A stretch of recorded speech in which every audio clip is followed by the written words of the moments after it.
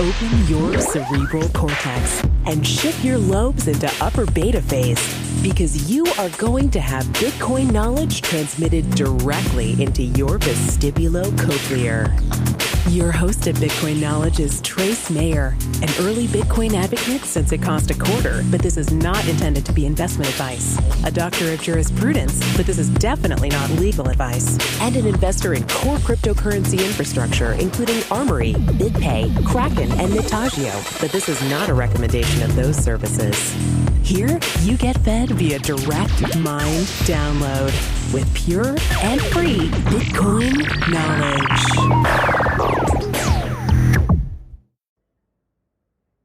Okay, welcome back to the podcast. We have Paul Puey with us, who's founder and CEO of Airbitz, the wallet. Welcome to the podcast, Paul. Hey, thanks for having me, Trace. Okay, so first, the URL is Airbitz, AIRBITZ.co.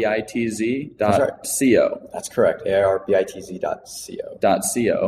And you're a mobile wallet. Can you explain a little bit about what platform we use it on? It's iPhone, right? It's on iPhone, it's on Android, it's a core focus on mobile. We build a native app. It's not a web-based app at all. And with the functionality that we're providing on mobile, we're trying to make it where people don't feel the need to actually access their wallet from a desktop. We build a lot of the security into it, a lot of the functionality, the ease of use. But with Airbitz, we have an incredibly strong focus on the true core values of Bitcoin, which are financial autonomy, obviously a good amount of security, but then also privacy. And we do that hidden from the actual user. That way the user doesn't have to care about those things. They don't have to go through any extra steps. They simply get their autonomy and their privacy with a familiar experience. Let's go back a little bit about where Airbitz kind of came from. You run the San Diego Bitcoin meetup, right, for a few years. Yep. And so we've actually known each other for a while. And I remember we were, what's that Italian restaurant up in Oceanside? Spiritos, I think. It might be Spiritos, yeah. But I'm eating my calzone or whatever, and we have a brand new guy at the meetup. And so, I'm just making conversation with him, and I can tell that he's a pretty smart guy. Oh yeah. Even though he's brand new to Bitcoin, and I'm kind of asking questions. He's like, oh yeah, and I'm doing this and this, and it's taken a ton of work, but I'm able to generate all my private keys without on a computer that's touched the internet. And I'm like, oh, that's interesting. Have you heard of Armory? He's like, no, what's that? And I tell him about Armory.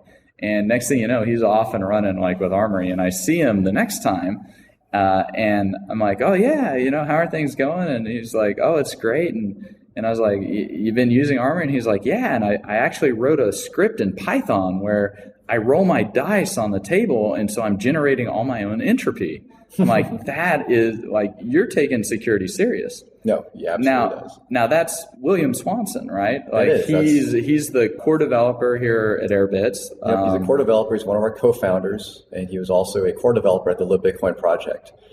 For Dark Wallet, OpenBazaar, they all leverage that exact platform. So yeah, we're super happy to have William as a co-founder and developer. And that adds an incredible layer of expertise in Bitcoin in general and cryptography and security. Yeah, and he's probably been around Bitcoin now a year or two, at least. This is really exciting, and I think he's got a master's degree in something like electrical engineering, one of the hard sciences, right? Yeah, he has an electrical engineering degree. Our CTO has a master's degree in computer science. So we're stocked with those skills, and we have guys that ironically aren't on the radar. They haven't worked for big companies like Google and Facebook and Apple. You get to know them, you realize they're incredibly sharp, passionate, and talented guys. And if anything, this experience has been great, just being able to work with this team. Yeah, rubbing shoulders with them. And I think Williams actually made some commits to the Bitcoin core code also. I'd been discussing with him a little bit about that. Now, this kind of raises one of the issues, because when you have an app that's running on the iPhone, you can't compile the code. I mean, you go get it out of the Apple App Store. So we don't actually know what the code is that's running on Airbitz. Right. What are some of the security vulnerabilities that come about because of that? So definitely the compromise that could occur would be Apple actually injecting an alternative binary. So the user isn't installing the binary that they think they are. That's something that we have to understand and accept, and realize that when you're using a mobile device and you're using a wallet such as Airbitz, which is single signature hot wallet, this is for spending. This makes your funds readily available where you control your money and you control your ability to send and receive. But it's not meant for your large asset storage. That's where you use other solutions, cold storage, Armory, shared multi-sig across several devices or people or entities. But there is still a need for people to have, as secure as possible, mobile storage.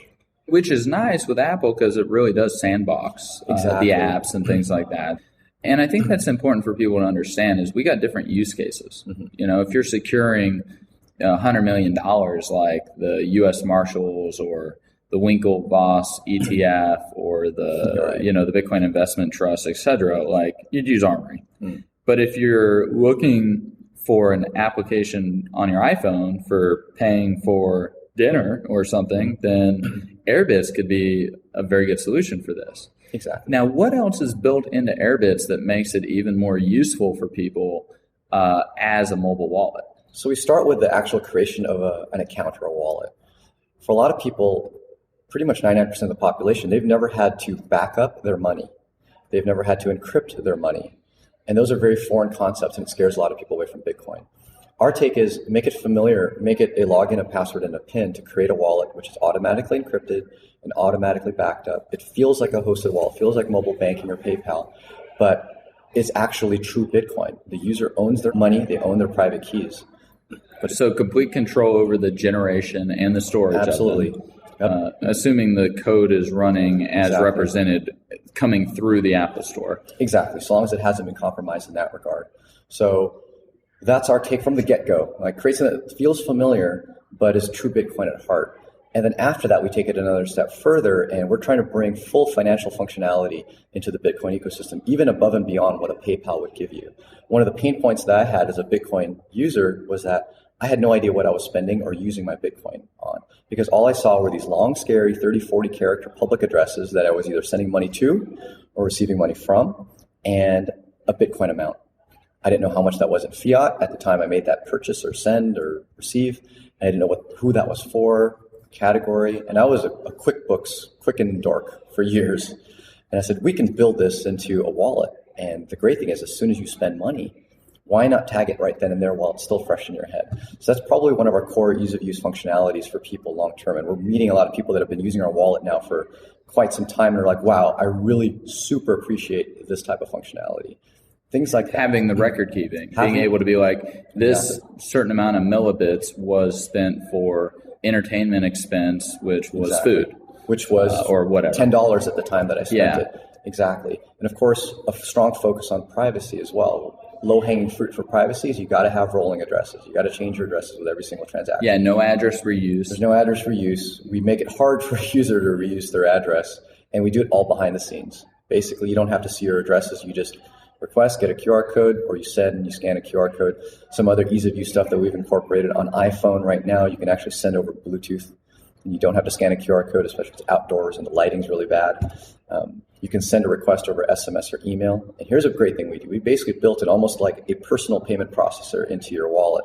If you send a request over email, what we do is the wallet remembers the email address that was associated or the name associated with that request and the dollar value or whatever fiat currency value was associated with that request. And when the money comes in, it might come in 2 seconds, it might come in 2 years. When it does come in, we pre-populate all of the metadata with that person's name or email address and what the fiat value and millibit value was of the request. Because everyone knows when you make a request for, say, 200 millibit, that person can pay you 10. And for me, I'd make these requests. I'd send my address out to people. I'd have no clue what this money was that came in. Right. Like, who the hell was this? What was it for? What was the dollar amount that I wanted? No clue at all. And that gets mostly eliminated with the functionality we've added. So it's almost like invoicing somebody right from your mobile phone.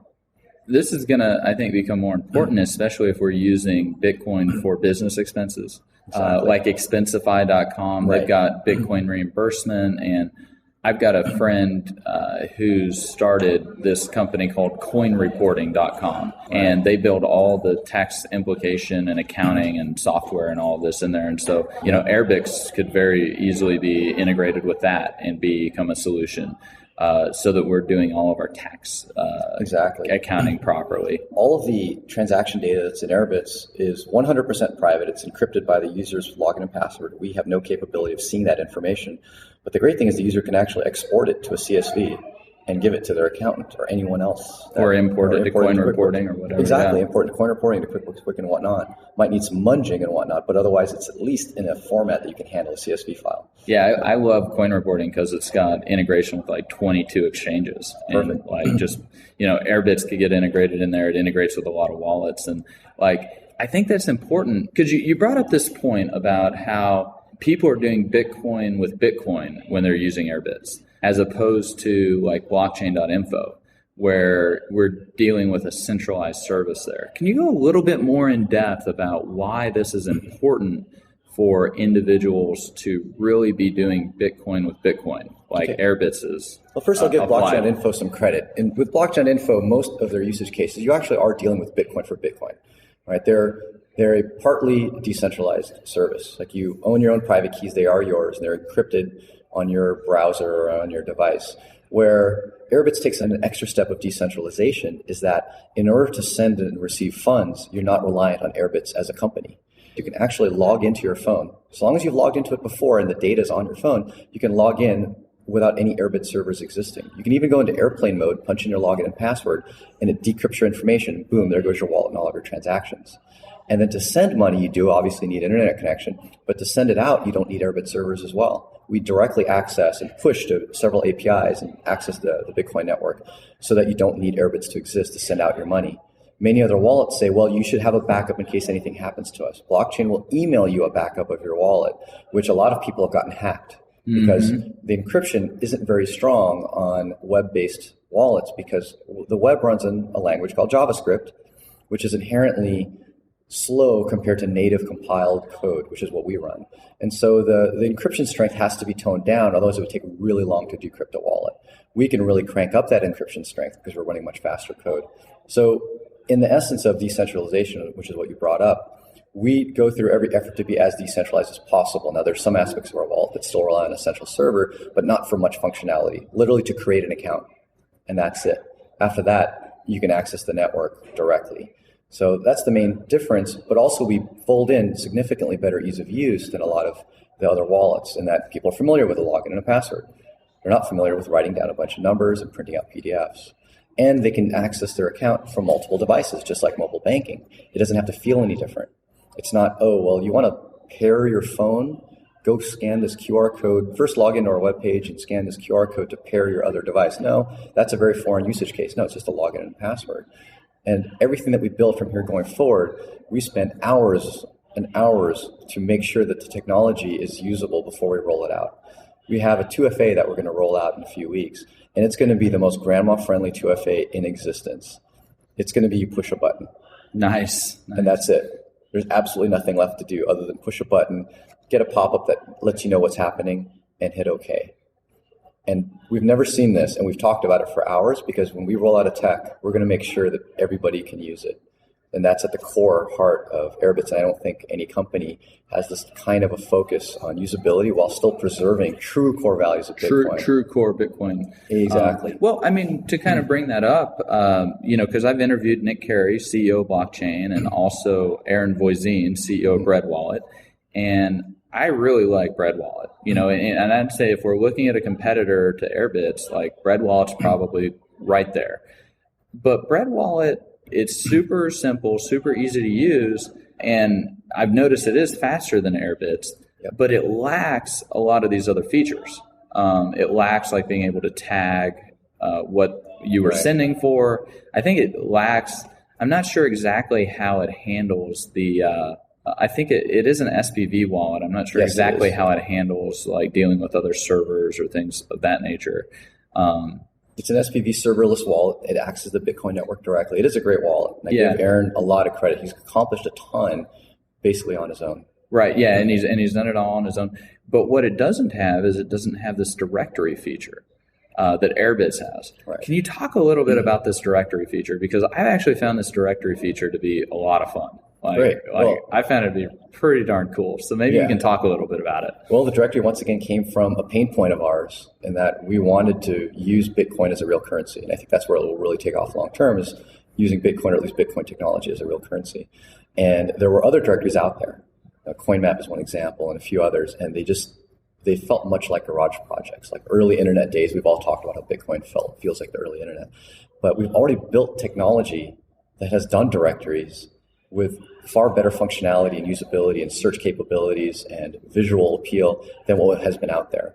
And luckily, two of my co-founders happened to have built a directory prior to Airbitz. Oh, nice. And they were very skilled in being able to build a good-looking, very functional directory with great search capabilities. So we threw that in. It took us literally 2 months to build our directory on 2 platforms and the web, 2 mobile platforms and the web. And it's been receiving great positive feedback. Right? Wow, this is the one I really want to use. Our core value with the directory is we're not going to be the largest one everywhere in the world. We've only launched in 15 countries, but in those locations, we try to be as complete and as thorough as possible. And we can't guarantee to be absolutely accurate. We had someone complain on Twitter that they went to a place and didn't take Bitcoin. We're like, okay, well, we update it as soon as we can. But we try to verify every listing before we put them on there. Yeah, and it kind of, since we're getting close to the end of the interview, it just, we have different use cases and we're going to want different tools. Right. If you want super ultra secure Bitcoin storage, like use Armory. You don't use a mobile device. Like right, exactly. You don't use a device that ever touches the internet at all. Right. I mean, but if you want a functional, usable wallet, right. There could be Bread Wallet, but that doesn't tell you where you can spend your Bitcoins.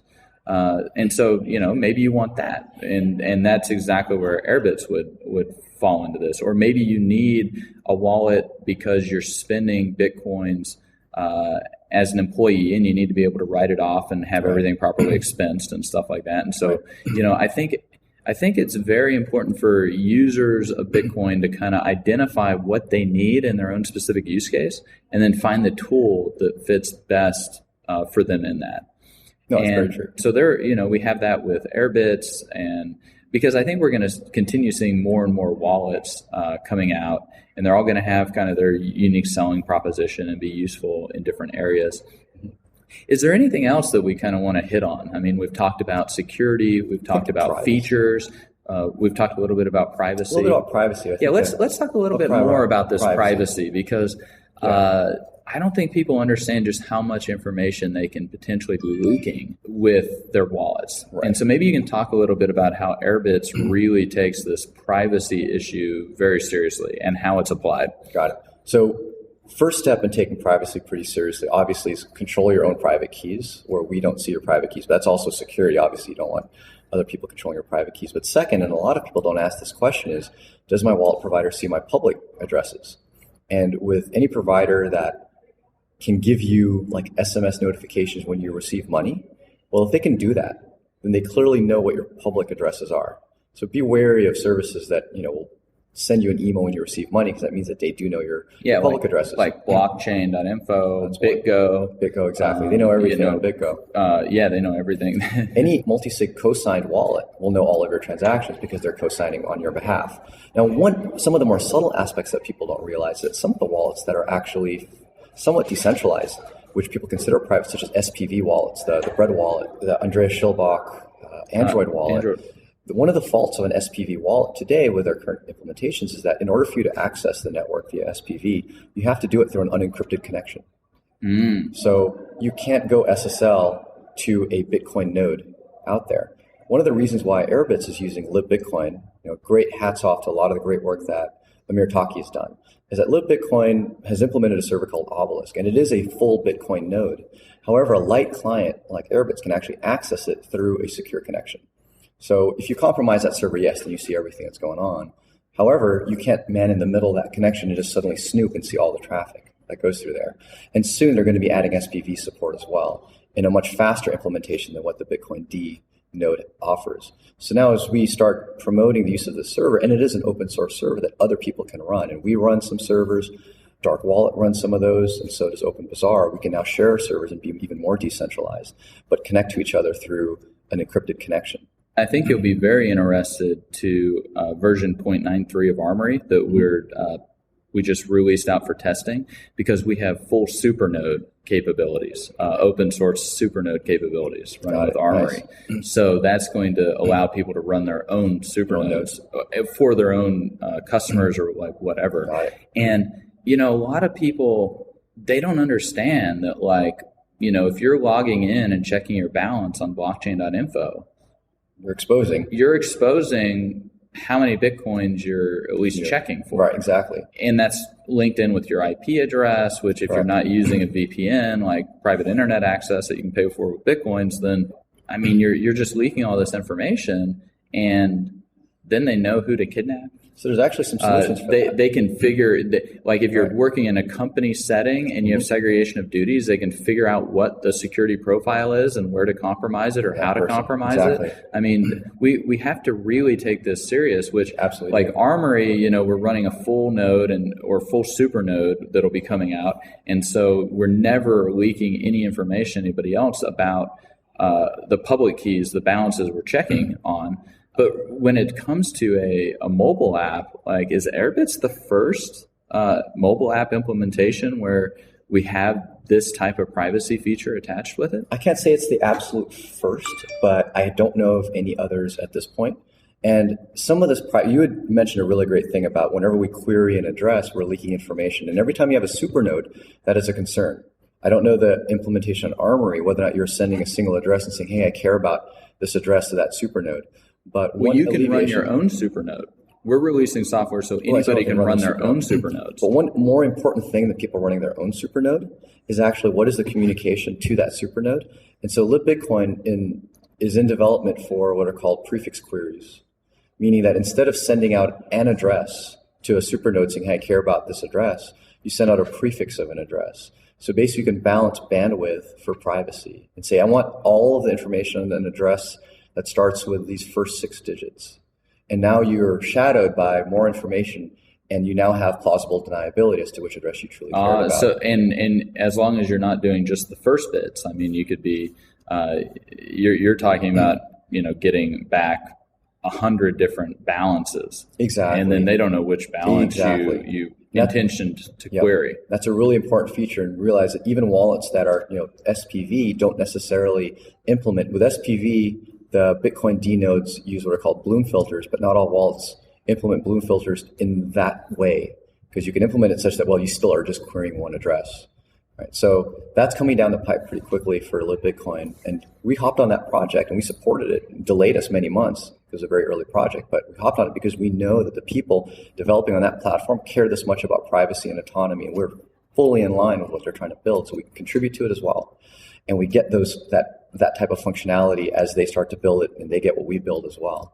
So. Well, and it's always been kind of one of my personal philosophy is, you know, an ounce of prevention is worth a pound of cure.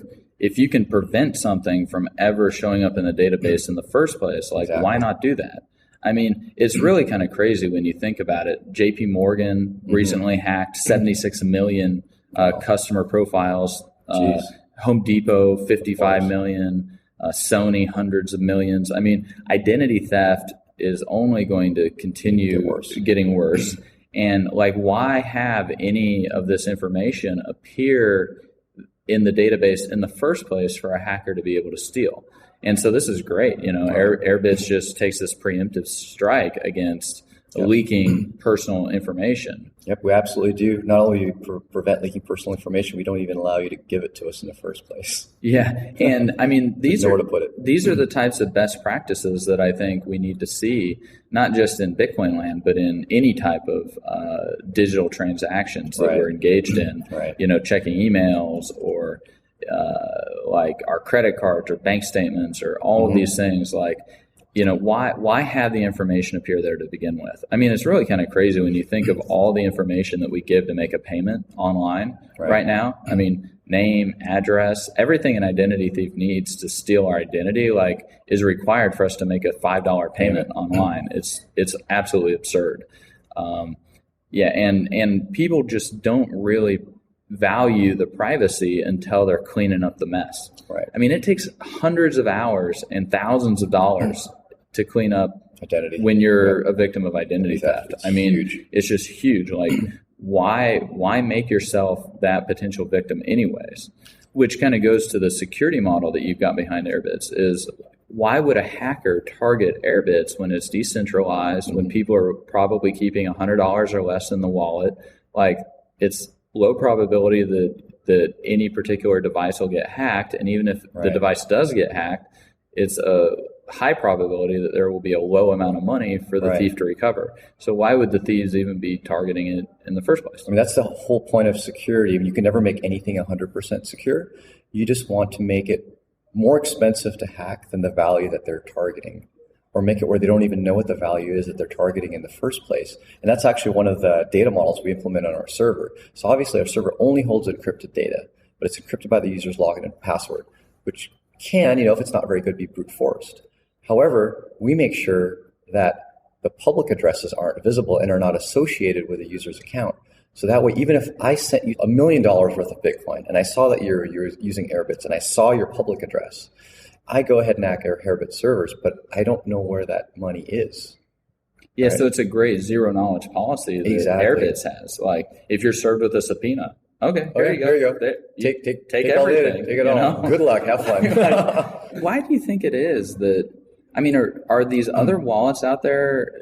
I mean, hate to bash on blockchain.info because I really like the guys and it's been a great pillar in the Bitcoin community. But I mean, there's lots of address reuse. There's no decentralization on a lot of the looking up addresses and things like what we're talking about here. I mean, they really leak a ton of information. Right. Are they just cutting corners? Is it just not the way that we think about building stuff? Because we now have got this decentralized consensus, programmable trust with Bitcoin. Like, do we just not think of building things that way because of like the traditions? What is it? I think you've hit on it. It's the traditions. We've been taught for 10, 20 years about building client server technology, and that's what we know. And having to rewind and retrain ourselves into a decentralized and private environment is a challenge. And we've spent hours on end talking amongst the co-founders here at Airbitz whenever we implement something in what are we leaking and what are we compromising in the true core values of Bitcoin. And I give blockchain.info an incredible amount of credit because they were for years the most usable wallet, and most is just exactly that word, right? It's most compared to everything else. Yeah, but there just wasn't a lot. There wasn't a lot of choice back then, but we needed something like blockchain.info. Now, one of the challenges when you're an early adopter and you're an early implementer is that you're left with a lot of legacy code that you now have to refactor and change in order to implement some of the newer tech. And that's why, technology does change and companies come and they go, because dealing with your legacy tech is a challenge, and sometimes it's easier to start from scratch. And luckily with Airbitz, we've been able to see the different tech that's existed. We see the blockchain.info, we see the myceliums, we see the hosted wallets, and go, how can we bring the best of all of those together into one wallet? And that's where we've picked and choose some tech. And we said, okay, well, we can decentralize the encrypted storage on like blockchain.info so that you don't need a single server. We can access the network directly and not have to go through a server that's just our own, the way a mycelium would. Because some of that tech is now available to us. And you literally had to build it. We had to build a lot of it. You had to build a lot of it. It's delayed the release of Airbitz, but you're not cutting the corners. You're building the tech you need to really show that in your application you value these core principles of privacy, decentralization, security, all of this. And the challenge is actually wrapping it in ease of use. Because you can do all those things and make it hard to use. But to do all of those things and wrap it where, grandma can open an account. And I found out from one of our fans here at this conference that his 73-year-old mom opened up an Airbitz wallet, no sweat. And it was the first time he felt like he could introduce Bitcoin to her was when he finally experienced Airbitz. He's like, I'm so happy you guys came out. And to be able to wrap all of those core values with a user interface that the masses can use is a challenge. And find where they can spend their Bitcoins. Yeah, and they can find where to spend their Bitcoins as well. So now grandma can go and buy coffee down the street if she happens to live somewhere close by. That's the challenge. Actually, one of the biggest challenges is the inverse of that, is that people that do value the privacy and the decentralization, they see our UI and it's almost like you can't have that much privacy because you look too much like, the Facebooks of the world. Or the PayPals. And the PayPals of the world. And they don't realize how much work we go through under the covers to uphold privacy even stronger than the wallets that look scary. Right? So we have a bit of a communications challenge. But I'm hoping that as we communicate with some of the evangelists in the space, the people that really tell people what they should be using based on these certain requirements that they have, that they'll understand that we've struck that balance and we've really been able to work our way and appease the masses and deliver the privacy and autonomy that we all should have. And our take on privacy is it's only good if everybody's using it, or a lot of people are using it. If you're the one guy running through the room with a sheet over your head and everyone's wondering, hey, where's Trace? Maybe he's under the paper hood. Bag. Exactly. But if everyone's running around in the internet with the hood over their head, then you don't know who anyone is, even the people that don't care about privacy. That's the important thing. You need, just like SSL, it needs to be automatic and invisible. I credit Andreas to that quote, Andreas Antonopoulos. He said, we need to make privacy in Bitcoin as simple as SSL is. And it greatly increases the security for everybody. Exactly. We're going to have less Bitcoins just getting compromised and hacked. Right. And less identity theft. Yep. Privacy, all of security. These big problems that people struggle with, we just don't have the information appear there in the first place. Exactly. And it preempts so many of these problems. Exactly. Well, thanks so much for being on the podcast. We've had Paul Puey, co-founder and CEO of Airbitz Wallet, AIRBITZ.co. Thanks for being on the podcast, Paul. Hey, it was a pleasure, Trace. Look forward to talking again later. Be sure to get a copy of the free Bitcoin Guide at freebitcoinguide.com. Got a question or suggestion? Record your voice at bitcoin.kn. Don't be shy. To help the show, share bitcoin.kn with friends, post about it on Reddit, and otherwise spam the interwebs. Your iTunes comments and 5-star reviews are very important to us. Please continue tuning in to the Bitcoin Knowledge Podcast, where we release interviews with the top people in the Bitcoin world. Now take some choline and let that Bitcoin knowledge consolidate.